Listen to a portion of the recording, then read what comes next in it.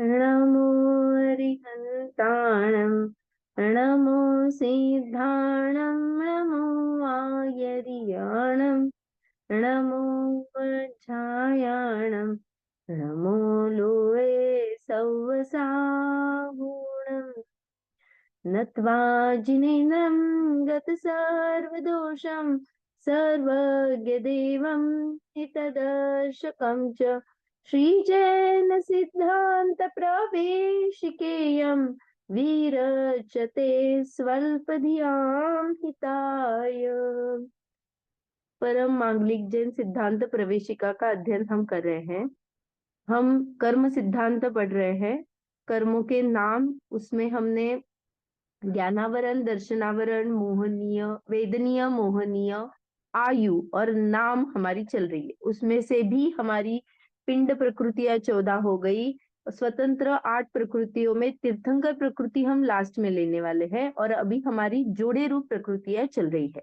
जोड़े में त्रस, स्थावर, उसके बाद में बादर, सूक्ष्म, पर्याप्त, अपर्याप्त, ये हमारी 3 हो चुकी है। और कल हमने प्रत्येक और साधारण की चर्चा की थी, याद है सभी को?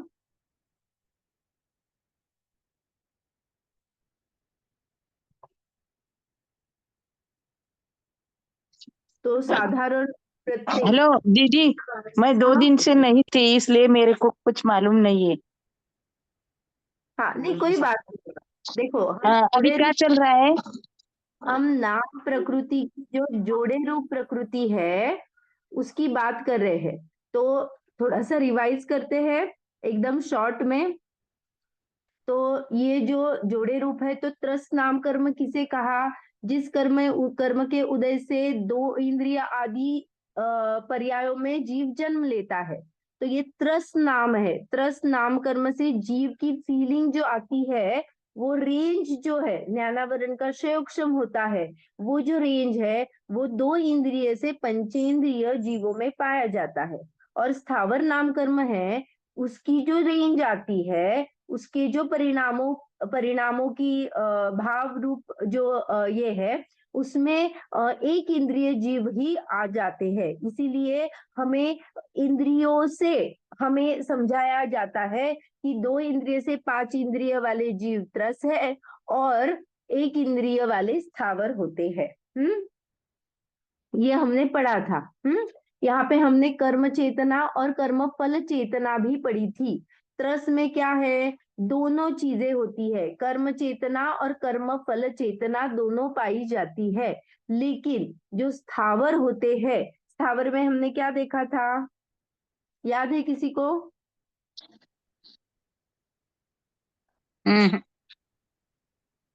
नहीं याद है?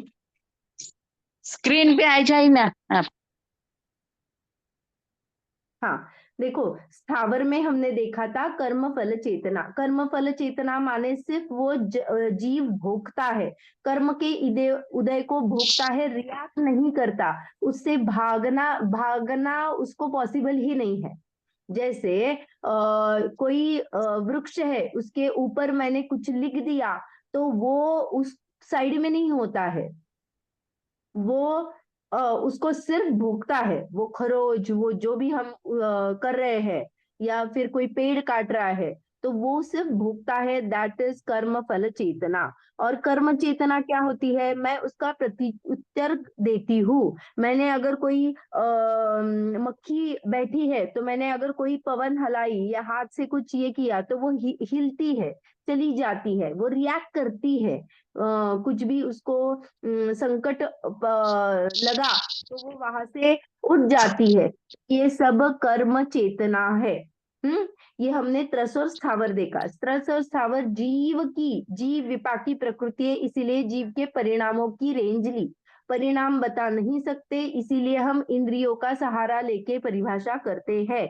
ऐसा अगर हम डायरेक्टली परिभाषा करें, तो त्रस नाम कर्म के उदय से जीव के जो परिणाम होते हैं वह त्रस है, ऐसा ही डेफिनेशन परमार्थ से आ जाएगा। जीव विपाकी में सभी जगह पे ऐसे ही परिभाषा आ जाएगी। तो पता तो कुछ नहीं चलेगा, जो परिणाम त्रस है वो त्रस है, अरे किन को पाए जाते हैं, कुछ एग्जाम्पल से बताओ, ऐसा जब आता है, इसीलिए डेफिनेशन में ही एग्जाम्पल देके ही उनको बताया गया है। फिर उसके बाद में हमने बादर और सूक्ष्म देखा। तो बादर किसे कहा, तो बादर में हमने चार अर्थ देखे थे। एक तो कपड़े का देखा था जो मोटा और महीन होता है, तो ये भी अर्थ होता है। एक पुद्गल का देखा था जो इंद्रिय गम्य होता है, वो परमाणु एकदम छोटा है, इंद्रिय गम्य नहीं है, तो वो क्या है, सूक्ष्म है। और ये जो हम स्कंदों से बना टेबल पुस्तक आदि देखते हैं, तो ये क्या, बड़ा है, इंद्रिय गम्य है। तो ये बादर और सूक्ष्म की परिभाषा हमने की थी। लेकिन और एक किया था वस्तु का प्रमाण। बड़ा या छोटा, जो भी बड़ी होती है वो बादर होती है, जो छोटी है वो क्या है, सूक्ष्म है।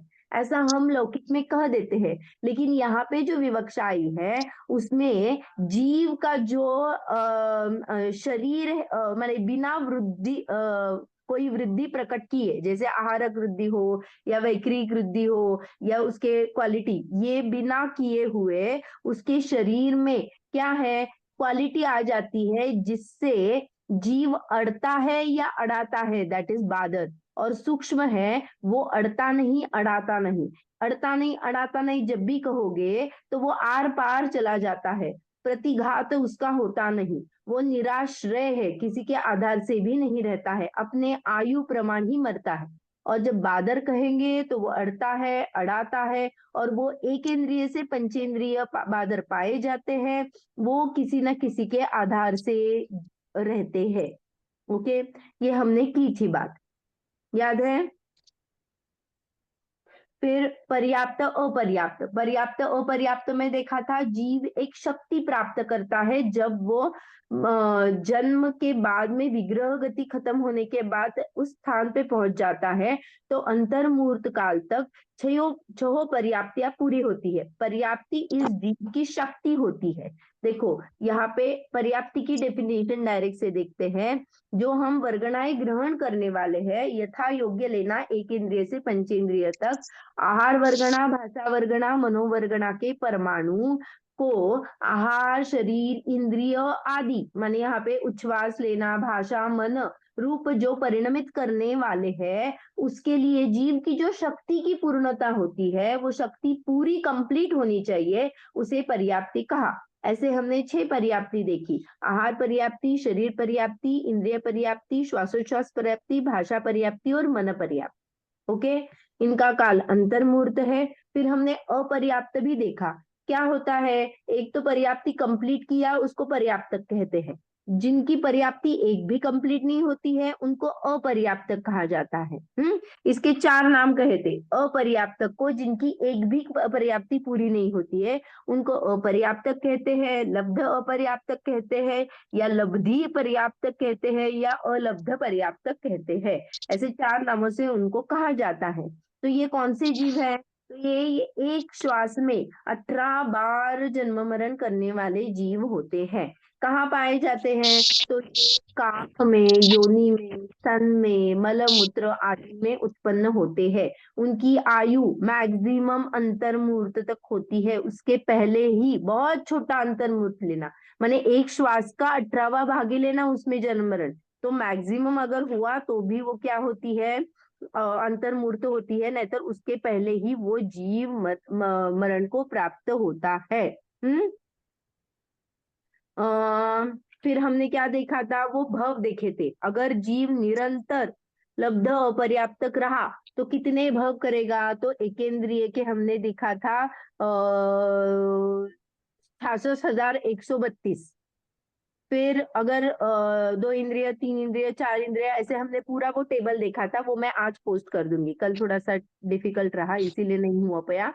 और पूरे अगर भाव गिनोगे तो 66,336 टाइम वो क्या करता है, निरंतर निगो माने जन्म मरण जन्म मरण जन्म, ये उसका उत्कृष्ट काल है। फिर उसके बाद में वो वहां से बाहर आ जाता है, इतने भाव वो कर सकता है। हम्म ओके। हम्म हाँ, फिर पर्याप्त के इसमें, हाँ पर्याप्ति हो गया। फिर हमने साधारण और प्रत्येक देखा था। प्रत्येक माने एक शरीर का स्वामी स्वतंत्र जीव होता है। और साधारण माने क्या देखा था हमने, एक शरीर का स्वामी अनेक जीव होते हैं। उसमें हम साधारण का एग्जाम्पल तो नहीं आता है, लेकिन हम स्वप्रतिष्ठित और अप्रतिष्ठित प्रत्येक से जान पाते हैं। जैसे प्रत्येक में एक का स्वामी एक कहा, तो सप्रतिष्ठित में अनंत निगोदिया जीव क्या करते हैं, उसी आधार से रहते हैं, इसीलिए हमने उसे सप्रतिष्ठित प्रत्येक कहा है। जैसे एकदम कौली सब्जी है या फिर आलू है, तो ये सब सप्रतिष्ठित, जमीकंद है तो ये सब सप्रतिष्ठित वनस्पति का एक जीव है। तो इसीलिए हम इसका निषेध करते हैं ये खाने का, क्योंकि उनके आश्रय से अनंत निगोदिया शरीर, अनंत निगोदिया जीव रहते हैं, तो वो मर जाते हैं, इसी अपेक्षा से उनको नहीं कहा। लेकिन साधारण में क्या होता है, तो साधारण में अगर देखेंगे तो एक शरीर में अनंत जीव है, उनका जन्म, मरण, श्वास, आहार और शरीर ये सेम होता है। माने एक ने सांस ली तो सभी ने सांस ली, एक ही टाइम में सब होता है। और ये कब होता है, साथ साथ जिएंगे साथ मरेंगे हम, ऐसे जो हल्के भाव की सोच अगर हम बना के रखेंगे तो साधारण नाम कर्म का बंध होता है। प्रत्येक का कब होता है, मैं अलग हूँ, स्वयं की अलग सोच लिए हम जब कार्य करते हैं, अपना अलग ओपिनियन रखते हैं, हम साथ साथ में जो रहने के भाव है वो नहीं करके अपना इंडिविजुअल एक यूनिक कुछ ना कुछ स्थान अपने को समझते हैं, तब ये प्रत्येक बनता है। ये स्थूल कथन है, आपको समझने के लिए ऐसा जिनवाणी में उदाहरण देके बताया जाता है, बहुत स्थूल कथन है। ये ऐसे ही करना चाहिए क्या, ऐसा नहीं, आपको भाव बस ना हो इसीलिए ऐसे एग्जाम्पल दिए जाते हैं। हम ये निगोद की चर्चा कर रहे थे, तो मैं कल एक आपको पीपीटी शेयर कर रही थी जिससे मैं आपको बता सकूं। हाँ, ये साधारण जीवों संबंधी विशेष बातें क्या होती है। जब जीव एक जीव मरता है, उसके साथ समान आयु स्थिति के अनंतानंत जीव मरते हैं, माने साथ में मरण होता है। एक जीव उत्पन्न होता है तो उसके साथ अनंतानंत जीव उत्पन्न होते हैं, माने साथ में जन्म हुआ। ऐसे जन्म मरण भी निगोदिया निगोदिया जीव के साधारण होते हैं। बादर निगोद शरीर में बादर निगोदिया पाए जाते हैं। जैसे बादर निगोद शरीर है तो जीव बादर निगोदिया होंगे, और सूक्ष्म निगोद है तो सूक्ष्म निगोदिया जीव होंगे, ये कल हमने बात की थी।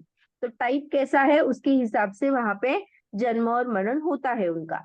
पर्याप्त निगोद शरीर में पर्याप्त निगोदिया जीव ही आते हैं, और अपर्याप्त निगोद शरीर में अपर्याप्त या निगोद जीव आते हैं। जैसे देखो एक सेम कैटेगरी है तो वैसे सेम कैटेगरी के जीव वहां पे आएंगे। ओके, ऐसा लेना। उत्पत्ति का विधा ये हम नहीं देखेंगे। देखो ये पंचगोलक शरीर है, तो अपना जो ये बोलते हैं ना, आलू में अगर सुई डाल के ऊपर निकालो तो नोक में जितना सूक्ष्म एक स्कंद पाया जाता है, तो वो स्कंद को, अभी ये जो पहला इमेज दिख रहा है यहाँ पे, मैं पेन अगर कर सकूं तो,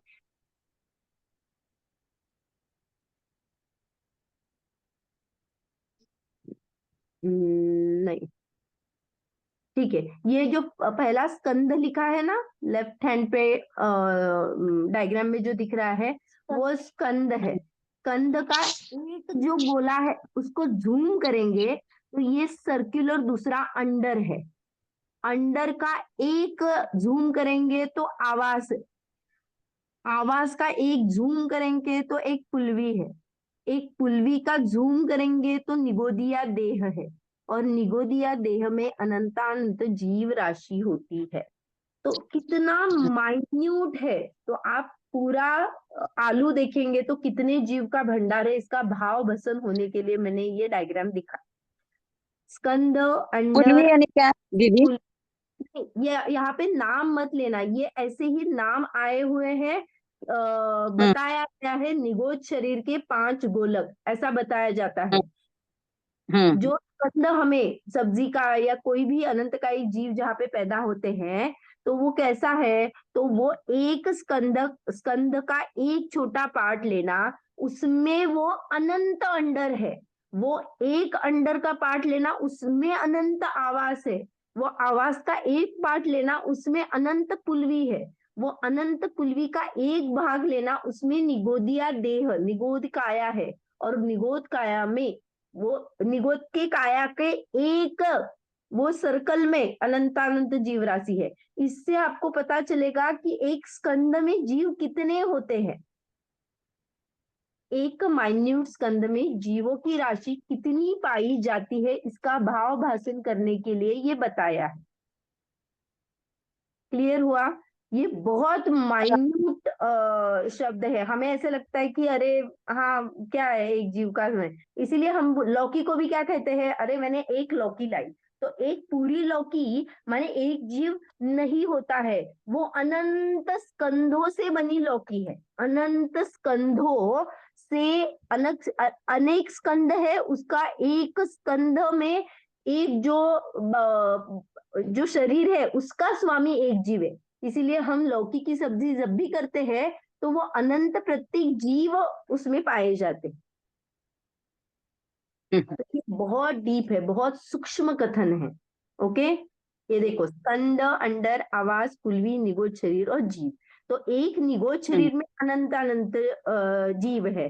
फिर एक पुलवी में असंख्यात लोक प्रमाण निगोद शरीर होते हैं। एक आवास में असंख्यात लोक प्रमाण पुलवी होती है। एक अंडर में असंख्यात लोक प्रमाण आवास होते हैं। एक स्कंद में असंख्यात लोक प्रमाण अंडर होते हैं। अगर ऐसा रिवर्स इंजीनियरिंग करोगे तो हम निकालेंगे, तो एक स्कंद में असंख्यात लोक प्रमाण 1 2 3 4 ऐसा मल्टीप्लाई करोगे तो रेज टू आ जाएगा। और ये कैलकुलेट करके हमने निगोद शरीर में अनंत जीव क्या किए, क्योंकि अनंत जीव तो निगोद शरीर में होते हैं। और उसके तो एक माइन्यूट स्कंद में कितने जीव पाए जाते हैं, इसकी भावभाषा हो जाती है। ओके, तो ऐसा भी कहा जाता है निगोद शरीर के जीवों का प्रमाण कितना है, तो द्रव्य अपेक्षा सिद्धों से अनंत गुणे, जितने भी अभी तक सिद्ध हुए हैं, सिद्ध राशि से अनंत गुणे जीव निगोद शरीर में पाए जाते हैं। काल अपेक्षा उसी संख्या को बताएंगे कि अतीत में जो पहले हो चुके हैं ना, जो काल अभी हमारा जो पास्ट है, उसके काल के समयों की संख्या से अनंत गुणे निगोद में जीव रहते हैं। वही क्षेत्र अपेक्षा करोगे तो सर्व आकाश का प्रदेश के अनंतवे भाग और लोकाकाश के प्रदेशों से अनंत गुणे, क्योंकि आकाश तो बहुत बड़ा है ना, लोकाकाश प्लस अलोकाकाश ऐसा लेंगे। और भाव अपेक्षा केवल ज्ञान के अविभाग के प्रतिच्छेदों के अनंतवे भाग। ऐसा हल एक का माने आप इतना ही समझ लेना, निगोद शरीर में अनंत जीव होते हैं और ये बहुत ही बड़ी संख्या है। हमारे आपके इमेजिनेशन से परे है। ये इतनी इजी संख्या नहीं है। हम अनंत बोल देते हैं लेकिन हमें अनंत का भावभाषण नहीं होता है। तो इसको पता चलने से एक निगोदिया शरीर में तो निगोद कितनी हीन अवस्था है, और हम वहीं से निकलकर इस पंचेंद्रिय पर्याय में आए हैं। तो हमें अभी क्या करना है, ये हमें अच्छी तरह से सोचना चाहिए। हमारा ये भव निकल जाएगा तो पता नहीं कौन से इसमें है। और ये पर्याय त्रस पर्याय मिली है। ऐसा बोलते हैं कि समुद्र में अगर मैं एक हीरे का रत्न डाल दूंगी तो वो मुझे मिलने के चांसेस कितने हैं, उतना रेयर त्रस पर्याय होती। वही रत्न, वो मिलने के चांसेस मुझे कितने हैं, इतना रेयर ये क्या है, मनुष्य भव या त्रस पर्याय है। तो हम त्रस पर्याय को भी रेयर कहते हैं। तब कोई चींटी देखी, कोई अन्य जीव देखा, तो उसको भी उतने रिस्पेक्ट से ट्रीट करना ये हमारी जिम्मेदारी होती है, क्योंकि उसने उतना पुरुषार्थ करके वो निगेत से बाहर आया है। सिर्फ ऐसा नहीं है कि मैं अच्छा हूं, मैंने बहुत बड़ा काम किया। हमारे जैसे बहुत अनंत जीव होते हैं कि जो पुरुषार्थ करते, निगोद से बाहर आके तृतीय पर्याय को प्राप्त करते हैं, और हम उसको अगर अवहेलना कर देते हैं, इसीलिए पापों का स्तर एकेंद्रिय से द्विइंद्रिय, त्रिइंद्रिय, चतुरिंद्रिय, माने मैंने चतुरिंद्र को मारा तो मुझे ज्यादा पाप का बंध होता है, तीन इंद्रियों को मारा तो उससे कम का होता है, लेकिन मेरे भावों की परिणाम की तीव्रता भी उसमें शामिल होती है, कैसे मैं परिणाम करती हूँ। ओके, ये क्लियर हुआ सभी को? हाँ। हम्म। तो एक निगोद में निगोद शरीर की उत्कृष्ट स्थिति जो होती है वो असंख्यात कोड़ा कोड़ी सागर प्रमाण होती है, वो बहुत देर तक वहीं पे रह सकता है, बहुत कोड़ा कोड़ी सागर प्रमाण कही असंख्यात, तो अभी ऐसा नहीं है कि वो शरीर नष्ट हो जाएगा ऐसे ही 2 मिनट में और जीव चले जाएंगे, ऐसा नहीं। क्योंकि क्या होता है, वो बंच ऑफ शरीर तो बना रहता है, जीव आते हैं, जन्मते हैं, मरते हैं, दूसरे आते हैं, जन्मते हैं, मरते हैं, ऐसी प्रोसेस चलती है, शरीर बना रहता है। ओके। हाँ। जैसे हम कहते हैं ना कि मैं क्या गई, मैं कोई जैसे पास में है लोनावला चली गई, तो मेरे पूरे फैमिली चली गई, तो मैं एक साथ वहां पे चली गई, एक साथ वहां से निकल आई। कोई दूसरा फैमिली है, वो एक साथ उसी रूम में आ गया और फिर 4-5 दिन रह गया और उसी से निकल गया। तो ऐसी जो प्रोसेस हमारे लौकिक में चलती है ना, वैसे निगोदी शरीर का चलता है। एक साथ अनंत जीव आते हैं, एक साथ अनंत जीव मरते हैं, क्योंकि उनकी समान रहता है, समान रूप से क्या रहता है, जन्म मरण श्वास आहार का, तो ये शेयर करना पड़ता है उनको सबको, कुछ अलग अलग इंडिविजुअल नहीं मिलता। ओके, तो ये हमने साधारण नाम कर्म देखा। अभी आज स्थिर अस्थिर नाम कर्म देखेंगे। स्थिर नाम कर्म किसे कहते हैं? जिस कर्म के उदय से शरीर के धातु और उपधातु अपने अपने स्थान पर रहते हैं, उसे स्थिर नाम कर्म कहते हैं। ये धातु उपधातु क्या होते हैं, पता है क्या? नहीं। देखो, ये पहले तो शरीर के धातु उपधातु कहे, माने शरीर के जो भी हम वात पित्त कफ ये बोलते हैं, पता है क्या? हाँ। उनका बैलेंस होना, वो क्या है? स्थिर है। अगर मुझ में वात ज्यादा हो गया और मुझे उसकी समस्या हो गई तो मुझे लकवा आ सकता है। जैसे पित्त ज्यादा हुआ तो एसिडिटी आदि की तकलीफें होती है, तो हमें उसका बैलेंस होना चाहिए, तो मैं निरोगी कहलाती हूँ। तो जब भी मैं निरोगी हूँ तो मुझे स्थिर नाम कर्म का उदय होता है। और उसमें अगर चेंजेस होते हैं, जैसे उसमें अगर मुझे कुछ न कुछ तकलीफ है, तो अस्थिर नाम कर्म का उदय होता है। दैट इज वात पित्त कफ का बैलेंस, अगर है तो स्थिर, नहीं है तो अस्थिर।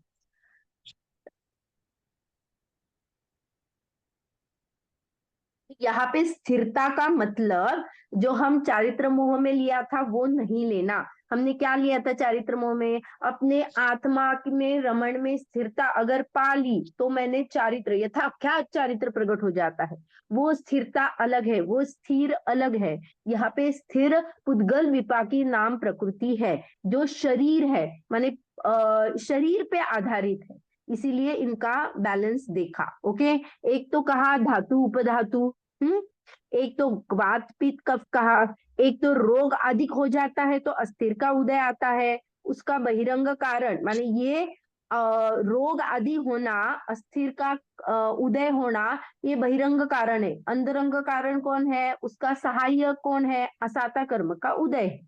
ऐसा आप जॉइंट वेंचर लगा लेना। जब भी मुझे रोग होता है तो मुझे अच्छा लगता है क्या? तकलीफ हो रही है तो अच्छा लगता है क्या? तो तब वो असाता साइड में खड़ी ही होती है, अस्थिर है तो खड़ी ही होती है। जैसे और एक बात, और एक स्थिर अस्थिर के इसमें परिभाषा आती है, जिसमें उपवास का सामर्थ्य हो, अंगोपांग दृढ़ मजबूत हो, शक्तिहीन नहीं होए। जैसे मैंने बहुत सारे उपवास किए लेकिन मैं तो एकदम अच्छी एनर्जेटिक हूँ, बिल्कुल मुझे शक्तिहीन हो गई, ऐसा नहीं हो रहा है। ये भी स्थिर नाम कर्म के वजह से होता है। ओके। 7 धातु माने वो जो रक्त, मांस आदि इनका ही स्ट्रक्चर लेते हैं। ओके। शरीर की शक्ति अन्य काम में लगाई तो हम क्या करते हैं, अगर अभी इसी अवस्था में मुझे स्थिर नाम का कर्म है, कर्म का उदय है, तो मुझे शक्ति तो मिली है, लेकिन मैं उसको वेस्ट कर रही हूँ, मुझे जो वैल्यूएबल काम है उसमें नहीं लगा रही हूँ, ऐसे ही फोकट से वाया जस्ट यूज कर रही हूँ उसको, तो क्या होगा, वो चीज मुझे आगे नहीं मिलेगी। जो हमें मिला है उसका हम रिस्पेक्ट नहीं करेंगे तो अग्रकार नहीं मिलने वाला है। ये आप सभी नाम कर्म में ले लेना। ओके।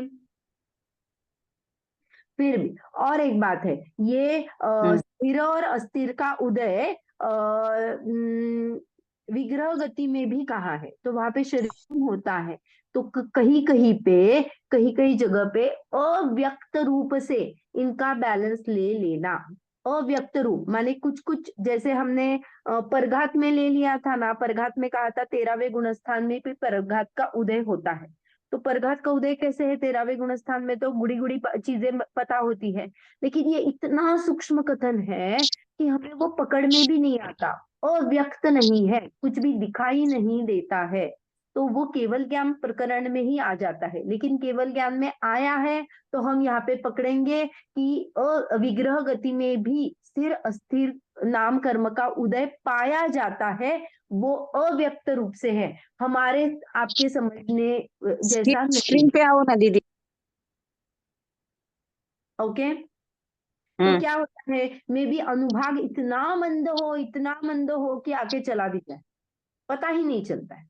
ऐसे भी बहुत सारे कार्य होते हैं जिनका अनुभाग, बहुत सारे कर्म ऐसे भी होते हैं जिसका उदय अभी मुझे चल रहा है, लेकिन क्या हो रहा है मुझे पता ही नहीं चलता है, मैं उसमें जुड़ी ही नहीं पाती हूँ, मुझे मेरे ज्ञान में भी नहीं आता है कि अरे ऐसा होता हो। तो ऐसे बहुत सारे कर्मों के उदय होते हैं, तो वैसे अव्यक्त रूप से ऐसा हम ले सकते हैं। हम्म। ओके। ये स्थिर अस्थिर हुआ, इसमें किसी को कुछ है, जैसे फॉर एग्जाम्पल आपको एक अव्यक्त रूप का बताती हूँ। जैसे पुरुष वेद है ना, हम जो पुरुष वेद का डेफिनेशन किए थे, तो क्या था कि पुरुष वेद जिसको होता है उसको स्त्री के साथ रमण करने की इच्छा होती है, तो जो बालक है उनको पुरुष वेद का उदय है क्या, है, लेकिन हम कहाँ देखते हैं वो किसी को अट्रैक्ट करते हैं या अट्रैक्ट हो पाते हैं। तो वहां पे 9वें गुणस्थान तक वेद का उदय होता है, लेकिन कहा कुछ कुछ स्टेट ऐसे हैं जहाँ पे वो अव्यक्त है, कुछ भी पता नहीं चलता है।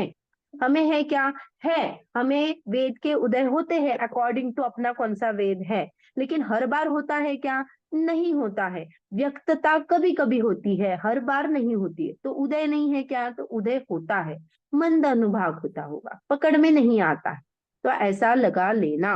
ओके। क्लियर है। हम्म। थोड़ा क्लियर है। गोमटसार, गोमटसार आदि ग्रंथों में ये भी आता है, स्थिर और अस्थिर नाम कर्म ध्रुव, उनका ध्रुव उदय आता रहता है। ध्रुव माने क्या, कभी बंद ही नहीं होता है, कभी भी बंद नहीं होता है। जैसे मिथ्यात्व का क्या हुआ, मैंने सम्यक्त्व प्राप्त कर लिया तो मिथ्यात्व बंद हो गया ना, तो ये स्थिर और अस्थिर है, जब तक शरीर है या जब तक मेरी संसारी अवस्था है ना, तब तक इनका उदय निरंतर ध्रुव उदय, ध्रुव उदय वाली प्रकृति कही है। गोमटसार 528 गाथा में इसका 12 प्रकृतियां ऐसी कही है नाम कर्म की, जिसका उदय सदैव रहता है, ध्रुव है, तो उसमें स्थिर अस्थिर पाया जाता है। तो ये एक प्रश्न ये भी आता है कि तो स्थिर या कहो या अस्थिर कहो, दोनों एक साथ कैसे कहते हो, तो दोनों एक साथ निरंतर कहे, उसमें एक भी है कि एक का अनुभाग दिखे और एक मंद रूप से गौण रूप से बैठा है, ऐसा भी हो सकता है। ओके। जैसे हम मिश्र अवस्था बोलते हैं ना, वैसा अनुभाग में मंदता और तीव्रता के हिसाब से यहाँ पे दोनों का उदय कह सकते हैं। क्योंकि ये ध्रुव बंदी है। हम्म। तो 12 जो ध्रुव बंदी नहीं, सॉरी, उदय वाली, ध्रुव उदय वाली प्रकृतियां 12 जो है वो स्थिर अस्थिर निर्माण अगुरु लघु कारमान तेजस वर्णादि 4 शुभ और अशुभ, ये प्रकृतियां है। जो निरंतर बनती रहती है, अब उदय में आती रहती है शरीर में। ध्रुव बंदी वो आ रहा है, ध्रुव उदय में आती। हम्म। अभी शुभ और अशुभ, ये स्थिर अस्थिर पता चला, धातु उपधातु अपने अपने स्थान पे रहते हैं। हम्म हम्म। हम्म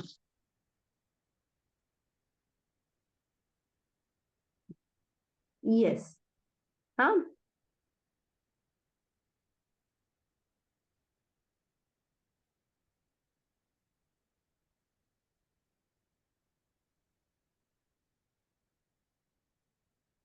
देखो यहाँ पे ना एक जगह पे एक आया है, उसको पढ़ती हूँ मैं।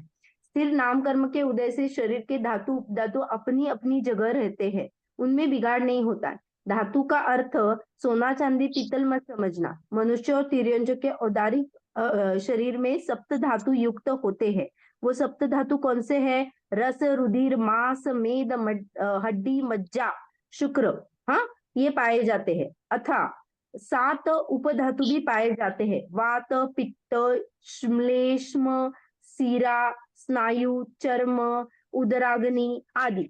तो अगर स्थिर नाम कर्म का उदय है तो रसादिक धातु का कितने ही काल तक अपने रूप से अवस्थान होता है, वो अपने रूप ही रहते हैं। और अस्थिर नाम कर्म का उदय हो तो वो स्थिर न रहकर चलायमान होते हैं। रसादिक धातु का आगे की धातु और रूप परिणमन भी हो जाता है, वो चेंज होते हैं, तो वो अस्थिर हो गया, कुछ न कुछ उनमें बिगाड़ हो गया। स्थिर में वो स्थिर रहते हैं, अपने अपने रूप रहते हैं। क्लियर हुआ अभी? हम्म ठीक है। आगे शुभ अशुभ। शुभ अशुभ क्या है? शुभ नाम कर्म किसे कहते हैं? जिस कर्म के उदय से जीव के अवयव सुंदर शोभन को प्राप्त होते हैं, वो शुभ नाम कर्म है। और अशुभ नाम कर्म किसे कहते हैं? जिस कर्म के उदय से शरीर के अवयव असुंदर अशोभन होते हैं, वो अशुभ नाम कर्म है। पहले तो समझ लेना, ये शरीर के ऊपर से बताई गई बात है। शुभ और अशुभ क्या है? ये जी सॉरी, ये पुद्गल विपाकी प्रकृति है। कौन सी है ये? शुभ और अशुभ। तो उससे क्या मिलेगा? शरीर के अवयव जो है ना, वो सुंदर होंगे। सुंदर माने क्या? रमणीय, आकर्षक, कोई भी मुझे अट्रैक्ट कर ले, ऐसे अवयवों का मिलना, ये सब शुभ नाम कर्म से होता है। और अशुभ नाम कर्म से क्या होता है? ग्लानिमय, अशोभनीय, कुरूप आदि शरीर के अवयव मुझे मिल जाते। ओके, ये पुद्गल विपाकी प्रकृति है। ओके, तो अगर ये क्यों मिलती है? अगर कोई सुंदर रूप, किसी का सुंदर रूप है, उसका अनादर कर दूं मैं, तो भी इसका बंध हो जाता है। किसका? अशुभ का। हाँ, सुंदर रूप का मैंने अनादर किया, या फिर अगर मैंने नग्नता को नग्नता देखी और ग्लानि की, तब भी अशुभ का बंध हो जाता है। अगर अगर मैंने सजावट आदि में सुंदरता मानी, इसमें ज्यादा मैं मैंने ज्यादा ये हो गई, इन्वॉल्व हो गई, तो शुभ नाम प्रकृति का सॉरी, अशुभ नाम प्रकृति का बंध मिल जाता है।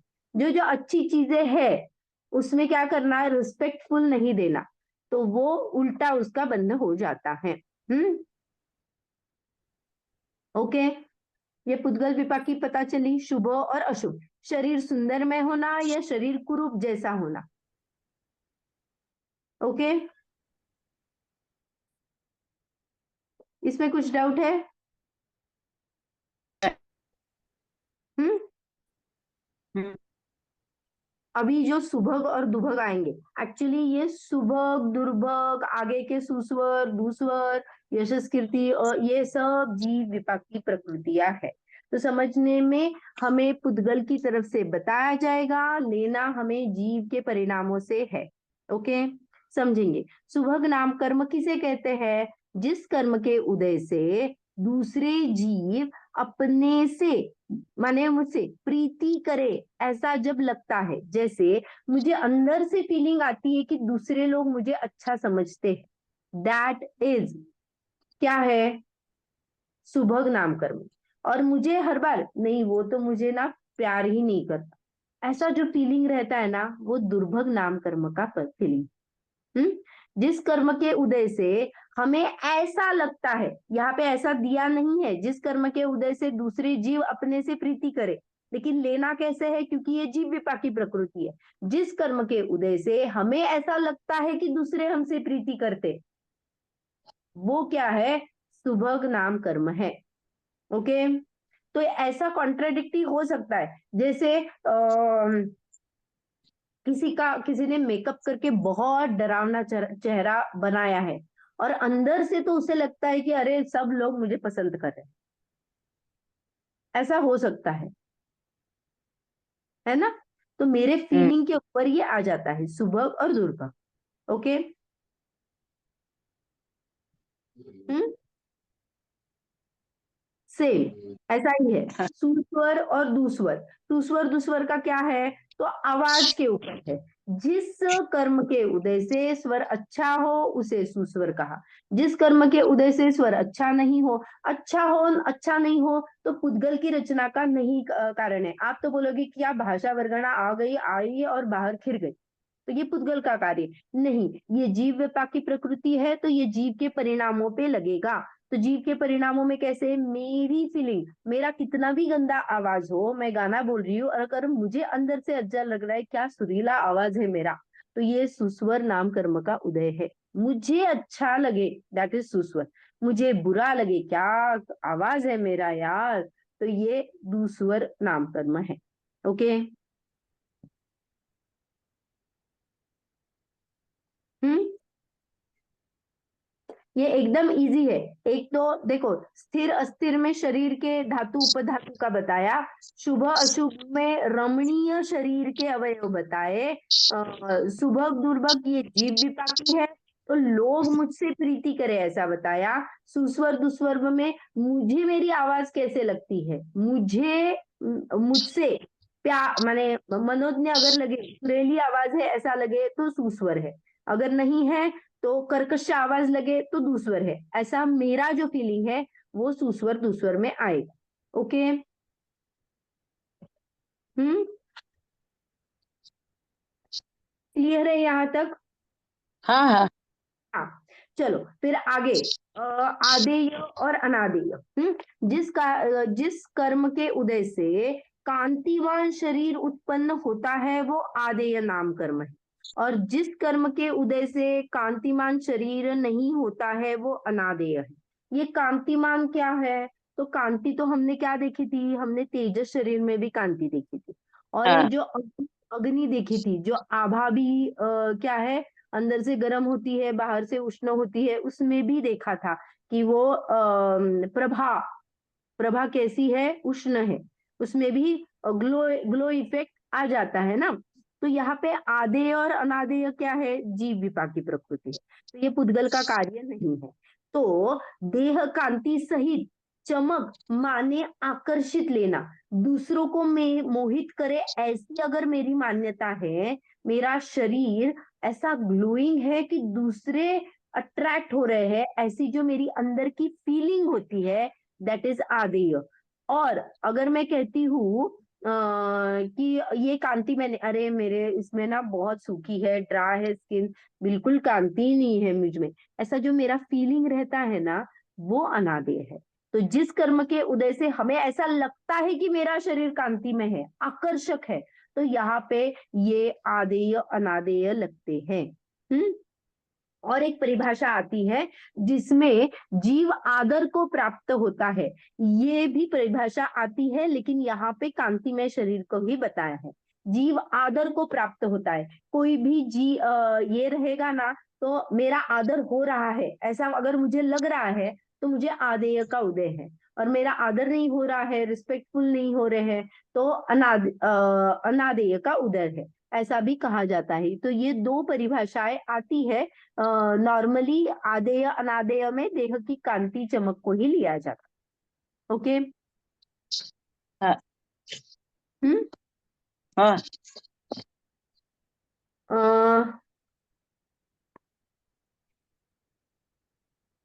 यस, ये इसमें भी वही है। फिर यशस कीर्ति नाम कर्म किसे कहते हैं और यशस कीर्ति नाम कर्म किसे कहते हैं। जिस कर्म के उदय से संसार में जीव की प्रशंसा होती है, यहाँ पे भी यही लगाना, प्रशंसा होती है माने क्या, एक्चुअली प्रशंसा होती है, मुझे ऐसा लगता है कि लोग मेरी वाह वाह करें। मानो 4 लोग वहां पे क्या कर रहे हैं, मेरी तरफ मुझ पे गॉसिप कर रहे हैं, मेरी अवहेलना कर रहे हैं, मेरे बारे में बुरा कह रहे हैं, और मेरे मन में अगर लेना है, अरे क्या मेरे बारे में बात कर रहे हैं, लोग को मेरी प्रशंसा कर रहे हैं, ऐसा मुझे अगर फल होता है, तो मेरे यशस नाम कीर्ति का उदय।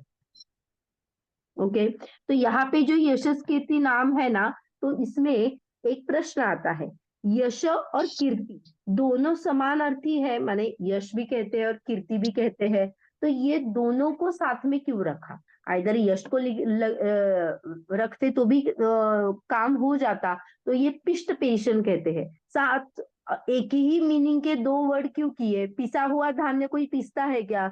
एक ही बात अलग अलग बार क्यों बताते हो? ऐसा जब कहते हैं, तो यहाँ पे दोनों का मीनिंग अलग है। यश का मीनिंग है पुण्य गुण, अच्छे गुण, और कीर्ति माने ख्याति होती है, मेरे अच्छे गुणों की ख्याति होना, दैट इज यशस कीर्ति, और मेरे पाप गुणों की ख्याति होना, दैट इज अयशस कीर्ति। ओके। हम्म। हम्म। हाँ। तो, तो लादेन ने क्या किया? बुरा काम किया, लेकिन लोग उसको क्या करते हैं? डरते हैं। लेकिन उसको खुद से कैसे लगता है, मैं कितना, मेरा नाम देखो, सब लोग मेरे से डरते हैं, तो उसका यशस कीर्ति नाम कर्म का उदय है, क्योंकि उसको खुद को अच्छा लगता है ना, तो ये जीव विपाक की प्रकृति होने से उसको अच्छा लगने का कंसेप्ट यहाँ पे आता है। पर की मुख्यता यहाँ पे नहीं है, मुझे कैसा लगे ये जीव विपाकी में लेना चाहिए, और ये गुण दोनों तरह से लगते हैं, ये विद्यमान हो अविद्यमान हो। जैसे मेरा लड़का है, मेरा लड़का क्या है, राग है ना मुझ में मेरे लड़के से, तो मैं क्या करूंगी, उसकी छोटे से गुण को भी क्या करूंगी, एग्जैजरेट करके बड़ा करूंगी। कभी कभी उसमें वो गुण पाया भी नहीं जाता है, तो क्या करूंगी, मैं उसको भी बड़ा चढ़ के बताऊंगी। उसके अवगुणों को क्या करूंगी, किसी को पता ही नहीं लगने दूंगी। तो ये राग की वजह से जब करते हैं, तो इसीलिए बोलते हैं कि इनमें जो यश में जो गुण लेते हैं, वो विद्यमान हो या अविद्यमान हो, उससे कोई फर्क नहीं पड़ता है, तो दोनों प्रकार के गुण हो सकते हैं। यशस कीर्ति में दोनों प्रकार के गुण पाए जाते हैं। पुण्य गुण में ये भी लेना कि वो विद्यमान है या अविद्यमान है। ये क्लियर हुआ? हाँ। देखो, ये नीचे की फुटनोट है, वो भी देखते हैं। आदेय अनादेय संबंधति, जिस देखो, हाँ वही बताया है, जिस कर्म के उदय से संसारी जीवों के बहुमान्यता उत्पन्न होती है, माने आदर सम्मान होता है, दैट इज आदेय, और विपरीत भाव से उत्पन्न करने वाला अनादेय है, माने रिस्पेक्टफुल नहीं होना, दैट इज अनादेय। ऐसी भी एक धवला में विवक्षा आती, जो कि मैंने अभी बताई थी, आदेय और अनादेय में। एक तो आदर, बहुमान्यता, आदर लेना, और एक अनादर लेना। ओ ओके। यश कीर्ति क्या होता है? हाँ, अनादर। अनादर विपरीत भाव, माने उसके रिस्पेक्टफुल भाव नहीं आते हैं, विपरीत भाव आते हैं, अरे ये सच्चा नहीं है, ऐसा वाला भाव आता है। माने कोई कोई ऐसे देखे जाते हैं ना जीव, वो पॉजिटिव नहीं, ज्यादा निगेटिव सोचते हैं, तो अरे क्या मुझे कोई रिस्पेक्टफुली यही नहीं करता है, ट्रीट ही नहीं करता है, मेरा सम्मान ही नहीं करते हैं, तो ऐसा जो जीव का परिणाम है वो अनादेय है। उसको फीलिंग ऐसे आती है कि लोग उसका रिस्पेक्ट ही नहीं करते। ओके। तो ओके। आज हमने बहुत सारे प्रश्न देखे हैं, अगर इसको मुझे आपको शेयर करके 1 मिनट में मैं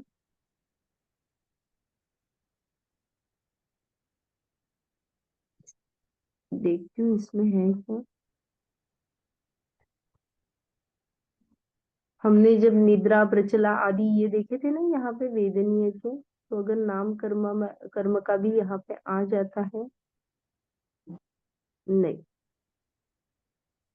ये शायद इसमें ही खत्म है, नहीं है ना। गति, जाति, शरीर, बंधन, फिर संघात, संस्थान, अंगोपांग, सहनन, फिर वर्ण, रस, गंध, स्पर्श, ये सब। फिर अनुपूर्वी देखा था, फिर अगुरु लघु देखा था, उपघात देखा था, परघात देखा था। देखो परघात में भी सांप का दंश लिया, या पोर्क्यूपाइन में ऐसे ये रहते हैं ना तीक्ष्ण दांत, जिससे वो क्या करता है, दूसरों का घात हो सकता है, ऐसे लेना। और यहाँ पे देखो स्थूल, ये गाय के सिंग इतने बड़े हैं कि उसको ही तकलीफ होती है उठाने के लिए। लंबे लंबे लंबे विशाल दांत होते हैं, या फिर बहुत मोटा आदमी है, खुद को ही उठा नहीं पा रहा है, बहुत बड़ा पेट है, ऐसे उपघात में लेना। परघात में ये लेना। फिर उच्छ्वास, आतप उद्योत, विहायो गति, हाँ, त्रस और स्थावर। देखो त्रस में क्या किया, जिस कर्म में जीवों के त्रसपना होता है उसे त्रस नाम कर्म किया, और जिस कर्म की उसे स्थावरपना होता है वो सा। ये एक्चुअली डेफिनेशन है, लेकिन इससे पता नहीं चल जाता है ना, इसीलिए उन्होंने इंद्रिय का सहारा लिया। त्रस माने 2 से 5 इंद्रिय, और स्थावर माने 1 इंद्रिय जी। ओके। बादर में भी यही लिया, जिस कर्म के उदय से दूसरों को रोके, दूसरे दूसरे से रुके, ऐसा शरीर बने, वो क्या है, बादर नाम कर्म। और जिस कर्म के उदय से किसी को रोके नहीं, किसी से रुके नहीं, ऐसा शरीर बने, वह क्या है, सूक्ष्म नाम कर्म। फिर पर्याप्त, अपर्याप्त, जिस कर्म के उदय से आहार आदि पर्याप्ति पूर्ण होती है वो पर्याप्त, जिसमें एक भी पर्याप्ति पूरी नहीं होती है वो अपर्याप्त।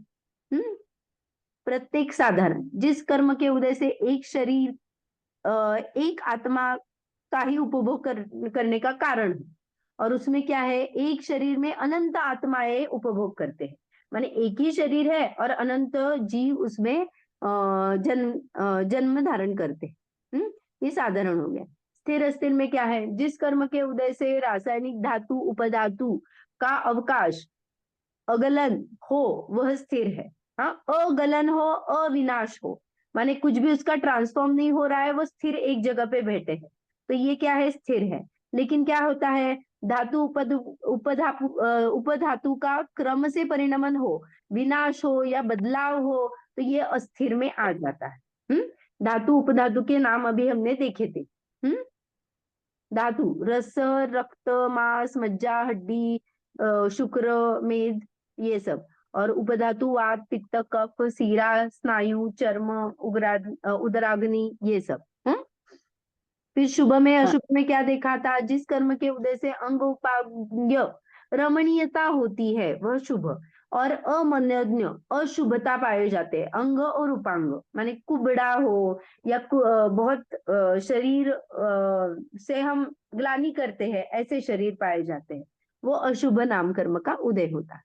सुभग, दुर्भग, जिस कर्म के उदय से जीव को प्रीति लगे वो शुभ कर, हाँ, सुभग। और जिस के उदय से अन्य जीवों को अप्रीतिकर लगे, हाँ, ऐसे जीव के भाव है वो सुभग और दुर्भग में आएंगे। मुझे सब लोग चाहते हैं, अगर ऐसा मेरी मान्यता है तो सुभग का उदय है, कोई मुझे चाहता नहीं, ऐसा अगर मेरा भाव है तो वो दुर्भग का नाम कर्म का उदय है। फिर सुस्वर, दुस्वर, ऐसा ही, जिसके उदय से मधुर स्वर उत्पन्न हो। एक्चुअली क्या होता है, जब ये डेफिनेशन आती है, मधुर स्वर उत्पन्न होना और मुझे अंदर में लगना, ये इतना सिमिलर, निमित्त नैमित्तिक संबंध इतना घनिष्ठ होता है कि बहुत माइन्यूटली ऐसा होता है कि किसी का बहुत सुरीली आवाज बाहर में आ रही है और उसको अच्छा नहीं लग रहा है, ऐसा कॉन्ट्राडिक्टरी बहुत कम होता है। इसीलिए परिभाषा में मधुर स्वर उत्पन्न हो ऐसा बताया है। मधुर स्वर उत्पन्न हो ये नैमित्तिक बात, निमित्त की बात है, लेकिन अंदर में मेरे परिणाम अगर अच्छे हो कि अरे मेरी आवाज कितनी सुरीली है, तो ये सुस्वर। हाँ, और इसका उल्टा जो है, जिसके उदय से बुरा स्वर उत्पन्न हो, वह दुस्वर है। उसके बाद आदेय, अनादेय। क्या कहा था, जिसके उदय से प्रभा कांति सहित शरीर उत्पन्न हो वो आदेय है, और प्रभा कांति शरीर शरीर उत्पन्न नहीं हो वो अनादेय है। देखो, आदेय में ग्रहणीयता और बहुमान्यता भी आ जाती है। जिसके उदय से जीव बहुमान्यता हो वह आदेय कर्म है, और विपरीत अनादेय कर्म है। ये धवला की परिभाषा है, धवला पुस्तक 6 की। दोनों यहाँ पे भी आए। यशस कीर्ति, यश माने गुण और कीर्ति माने उद्भावन, प्रकटीकरण। मैंने बताया सबको, हाँ, ख्याति की, प्रकटी हाँ, गुणों का प्रकटीकरण। तो जिस कर्म के उदय उदय से विद्यमान गुणों का प्रकटीकरण स्थापन प्रसिद्ध हो जाए वह यशस करती, और जिसके उदय से अविद्यमान अवगुणों का प्रकटीकरण हो वह क्या है, अयशस कीर्ति। यहाँ पे एक अलग अपेक्षा से बताया गया है। ये दोनों ही गुण होए तो भी चलेगा। नॉर्मली ये जैसे मेरे बच्चा है तो उसका जो अवगुण है उनको क्या करूंगी मैं, प्रकटीकरण नहीं करूंगी, ऐसा जब होता है। लेकिन मेरे परिणामों पे ये लगाना चाहिए, मेरे विद्यमान गुण है उसको प्रकट करना और मुझे अच्छा लगना, ये क्या है, यशस कीर्ति। और मेरे जो गुण है, जो अवगुण है, उनका प्रगटीकरण जिसके उदय से अविद्यमान अवगुणों का प्रगटी। देखो, अविद्यमान गुण माने क्या, मैं झूठी हूं, अगर किसी ने कह दिया मैं तो सत्यवादी एक बंदी हूं, और किसी ने अगर मैं कह दिया अविद्यमान गुण, झूठा कहना अविद्यमान है, उसका प्रसिद्धि करना, जो विपरीत चीज क्या हो गई, तो ये अयशस कीर्ति है। ये भी हम लगा सकते हैं। मेरी मुझ में जो प्रेजेंट ही नहीं है उसकी आप वार्ता जग प्रसिद्ध कर लो, तो ये अयशस कीर्ति का नाम कर्म का उदय है। लेकिन ये बाहर से दिया हुआ एक परिभाषा है, अंदर में लगना मुझे कैसा लगता है, लोग मेरे बारे में क्या क्या सोच रहे हैं यार, मैं तो सच्ची हूँ ये झूठा मान रहे हो, तो अयशस नाम प्रकृति का कर्म का उदय मुझ में चल रहा है। मेरे फीलिंग के ऊपर ये सब डिपेंड होता है। ओके, ये तो हमने देखा था निर्माण, नियतमान, प्रमाण और संस्थान स्थान। हाँ, दो प्रकार होते हैं। प्रमाण में क्या होता है, वो जितना उसका माने जैसे नेत्र है तो उसका विस्तार कितना है, कैसा है, इस प्रकार से उसका प्रमाण अनुरूप रहता है। और संस्थान में जाति, ओके, तो उस रूप स्थान भी मिलता है और उसकी क्वांटिटी, साइज, शेप ये भी मिल जाता है। तो ये निर्माण नाम कर्म का उदय से ये हो जाता है। ओके, तो अपनी अभी सिर्फ एक ही परिभाषा रह गई, वो तीर्थंकर नाम कर्म। तीर्थंकर नाम कर्म किसे कहते हैं, तो सर्वार्थ सिद्धि में क्या कहा है, श्रीमन अरहंत पद को कारणभूत तीर्थंकर नाम कर्म होता है। धवला में क्या कहा, जिस कर्म के उदय से जीव की त्रिलोक में पूजा होती है वह तीर्थंकर नाम कर्म है। एक्चुअली तीर्थंकर जब भी हम तीर्थंकर की डेफिनेशन करते हैं, ये पहले तो ये जीव विपाकी प्रकृति है सर, और ये सर्वोत्कृष्ट प्रकृति है। माने एक्चुअली जितनी भी प्रकृतियां है उनसे ये अलग ही डिफरेंट टाइप की प्रकृति है, जो एकदम प्रशस्त प्रकृति है। तो इससे क्या होता है, तो पहले तो ये नाम प्रकृति का, जब भी हम तीर्थंकर की डेफिनेशन देखते हैं तो ये 3-4 चीजें आती है। एक तो समवचरण की रचना होती है, नाम तीर्थंकर नाम कर्म का उदय होता है, और जो धर्म तीर्थ का उपदेश देते हैं उन्हें तीर्थंकर कहते हैं। ये भाषा भाग की परिभाषा है। इनका उदय 13वें 14वें गुणस्थान में पाया जाता है, इतना हमें पता है। हाँ, ये भी कहा जाता है अन्य मति में कि जब भूतल पर संकट आता है तो भगवान का अवतार लेके कोई आता है जीवों का उद्धार करने के लिए। तो ये चीज अगर अपने में लगाएंगे तो हाँ, किस अपेक्षा से कि अरे तीर्थंकर सामने दिखते हैं तो वीतरागी मूर्ति दिखती है, वीतरागता झलक आती है, तो मैं अपने आप को सही समझ लेता हूँ। और तीर्थंकर डेफिनेटली काल पे होते हैं ना, चतुर्थ काल में एक स्पेसिफिक अंतराल के बाद होते हैं ना। हम्म हम्म ओके, तो ओके हाँ, तो भगवत गीता में यदा यदा धर्मस्य आदि जो आता है, अवतारवादी कहते हैं उनको, लेकिन वो चमत्कार, दुखों को दूर करना ऐसी उनकी मान्यता है। लेकिन अपने तीर्थंकर भगवान क्या करते हैं, जीव मोक्ष जाने के बाद रिटर्न जर्नी नहीं, तो एक चला गया तो चला गया, और सिर्फ वो उपदेश देते हैं। उनका कहीं पे दूसरा कुछ कार्य नहीं होता है, दुखों की पीड़ा हरण करना आदि उनके कार्य नहीं होते हैं।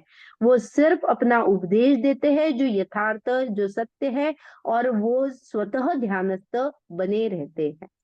ओके, ये तीर्थंकर के इसमें बहुत सारे और भी बिंदु है जो कि हम कल करेंगे। अभी हमारा टाइम हो चुका है, तो हम जिनवाणी स्तुति करते हैं। भी लोग हाथ जोड़ लीजिए। निज निधि निज में बता, यह अनंत उपकार है इसके इसके लिए लिए जिनवानों को वंदना वंदना बार, तुम्हारा वंदना सत बार। है। कार्य करें।